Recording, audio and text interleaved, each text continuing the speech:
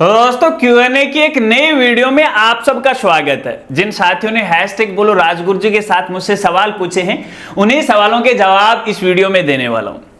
नमस्कार साथियों, मैं हूं आपका अपना साथी राजगुरु जी। तो चलिए दोस्तों, आपके सवालों का सिलसिला शुरू कर लेते हैं और इसके लिए मोबाइल भी मैंने हाथ में ले लिया है। और आज के हमारे पहले साथी हैं और जिनका नाम है PS सैनी, और इनका सवाल ये है, हेलो राशन 2022 में अप्लाई किया, फरवरी 2025 में अप्रूव हुआ, सर्टिफिकेट आ गया और आधार सीडिंग हो रखा है और KYC भी हो गई, लेकिन अभी भी गेव मिलना चालू नहीं हुआ है, कैसे मिलेगी प्लीज बताइए। और ये भी बहुत लोगों के साथ हो रहा है, आपके कमेंट में देखा, प्लीज सर हेल्प।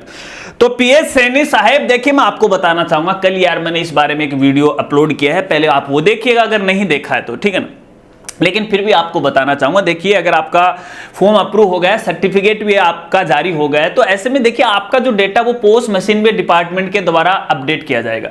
जब तक वो अपडेट नहीं होगा, भले आप KYC करवा लो या अपनी आधार सीडिंग करवा लो, तब तक गेव नहीं मिलेगी। और देखिए ऐसा भी हुआ है कि यहाँ पे जैसे आज से 15 दिन पहले है जिनका फॉर्म अप्रूव हुआ, सर्टिफिकेट जारी हुआ और 15 दिन बाद में उनका डेटा पोस्ट मशीन पे है वो अपडेट हो गया, उनको गेव मिलना भी वो शुरू हो गया।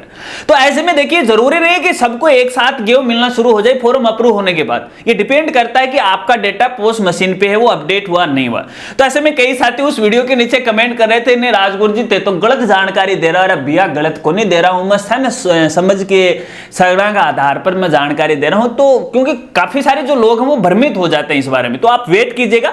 लेकिन आपको कहना चाहूंगा, राशन डीलर के साथ संपर्क में रहेगा और वहां पे अपने आधार कार्ड से अपना डेटा जांच करवाएगा, न कि फॉर्म नंबर से, आवेदन से या राशन कार्ड से, आधार कार्ड से करवाएगा।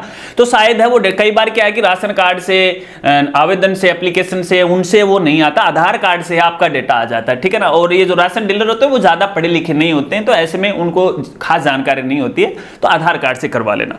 चलिए अगले साथी का सवाल लेते हैं और पूछने वाले हैं कपिल बिश्नोई, और इनका सवाल यह कि सर जी रीचेकिंग का रिजल्ट कब तक आएगा। तो कपिल देखिए मैं आपको बताना चाहूंगा, वीडियो आप पूरी देखा करो, भले हमारी वीडियो थोड़ी लंबी जरूर होती है क्योंकि मैं कोई ऐसी आधी अधूरी जानकारी वीडियो में नहीं देता।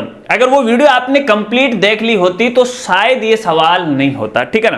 खैर कोई बात नहीं, रिजल्ट के बारे में पूछा तो देखिए रीचेक वालों का रिजल्ट है एक साथ नहीं आता, धीरे धीरे जैसे आपकी कॉपी का नंबर आज आया है तो आज आपकी आईडी और पासवर्ड आपको भेज दिए जाएंगे और उसके बाद आप लॉगिन करके अपनी जो कॉपी है उसकी PDF फाइल डाउनलोड कर सकते हो। तो इसमें थोड़ा सा समय लगता है, महीने 2 महीने का। अभी तो आवेदन प्रक्रिया शुरू हो रही है, जब आवेदन प्रक्रिया पूरी हो जाएगी फिर यहाँ पे जांच करना, कॉपी स्कैन की जाएंगे एक साथ, है ना।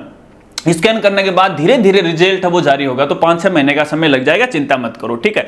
चलिए अगले साथी का सवाल लेते हैं और पूछने वाले हैं पूजा राजपुरोहित, और इनका सवाल यह कि सर जी 22-23 स्कूटी सेशन वालों की स्कूटी वितरण कब होगा। 1 महीने पहले इंश्योरेंस रिन्यूअल करवाई, स्कूटी मिलने से पहले ही, प्लीज कोई अपडेट हो तो बताएगा। तो पूजा राजपुरोहित बहुत चिंतित हैं। देखिए भैया 22-23 वालों को मैं भी कुछ नहीं कह सकता, क्योंकि यार विभाग ना तो इसके लिए कोई आदेश जारी कर रहा है, पता नहीं सरकार की क्या मंशा है। मेरे पास भी कोई इस बारे में खास जानकारी नहीं है और गलत जानकारी मैं आपको देना नहीं चाहता। तो ऐसे में देखिए जब कोई अपडेट आएगा तो आपको जरूर जानकारी दूंगा। लेकिन देखिए कल ही अपने राजस्थान में JP चड्डा जी आए थे, अपने BJP के जो अध्यक्ष हैं केंद्रीय स्तर के, तो उस दौरान अपने राजस्थान में कार्यक्रम रखा गया था। तो बहुत सारी बालिकाओं को यहाँ पे स्कूटी है वितरित की गई थी, गार्गी पुरस्कार है वो भी इनका अनाउंस है यहाँ पे किया गया था। तो ये तो नए सेशन वालों की बात है, लेकिन पुराने वाले सेशन का तो बीच में नाम ही नहीं ले रहे थे। अब क्यों नहीं ले रहे, इसके पीछे एक बड़ी कहानी है, फिर कभी आपको सुनाएंगे, ठीक है ना। तो वेट कीजिएगा, अपडेट आने पर बताऊंगा। चलिए अगले साथी का सवाल लेते हैं और पूछने वाले हैं राम किशन, और इनका सवाल है कि सर हमने खेत की तारबंदी करके भौतिक सत्यापन भी करवा लिया, लेकिन अभी तक हमारा पेमेंट नहीं आया और हमारा आवेदन नंबर इतना इतना है। तो भैया देखिए मैं आपको बताना चाहूंगा, जो भी जांच दल आया था भौतिक सत्यापन के लिए, एक बार आप उनसे संपर्क कीजिएगा, क्योंकि जब तक वो अपनी भौतिक सत्यापन की रिपोर्ट ऑनलाइन नहीं करेंगे तब तक डिपार्टमेंट के पास कोई जानकारी नहीं जाएगी। तो ऐसे में उनसे आप संपर्क कीजिएगा, उनको बोलिएगा, वही आपको एक्चुअल जो स्थिति है वो बता सकते हैं, ठीक है। और उसके बाद ही जानकारी मिल सकती है आपको। आपको, ऐसे में इधर उधर भटकने की आपको आवश्यकता नहीं। फिर भी इसके स्टेटस की पूरी एक मैं अलग से वीडियो बनाने वाला हूं, उसमें पूरी जानकारी आपको बताने वाला हूं, यहां बताना संभव नहीं है। चलिए अगले साथी का सवाल लेते हैं और पूछने वाले हैं बीएससी और बीएससी।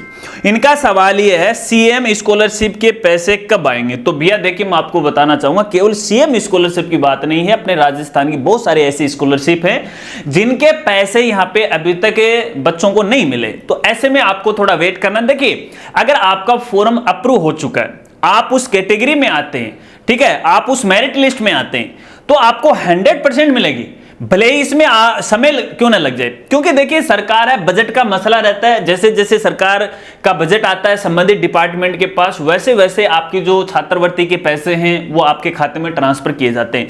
तो देखिए भैया फिक्स कोई डेट यहां पे नहीं है, धीरे धीरे आएगा यदि आप उस योजना के लिए पात्र है तो, ठीक है ना, इंतजार कीजिएगा, अपना स्टेटस देखते रहेगा। चलिए SSOID से देख लीजिएगा, स्टेटस का आपको पता लग जाए। कहीं ऐसा नहीं हो जाए कि आप इधर की फॉर्म भरने के बाद खुश हो रहे कि मेरा तो फॉर्म भर दिया, अप्रूव हुआ नहीं, या कोई रिजेक्शन तो नहीं हुआ, तो वो जरूर देखिएगा। चलिए अगले साथी का सवाल लेते हैं और पूछने वाले हैं विश्वपाल, और इनका सवाल यह है अपूर्ण दस्तावेज और कमेटी रिपोर्ट संलग्न नहीं है, NFS से सेंडबैक आया हुआ है, क्या करें।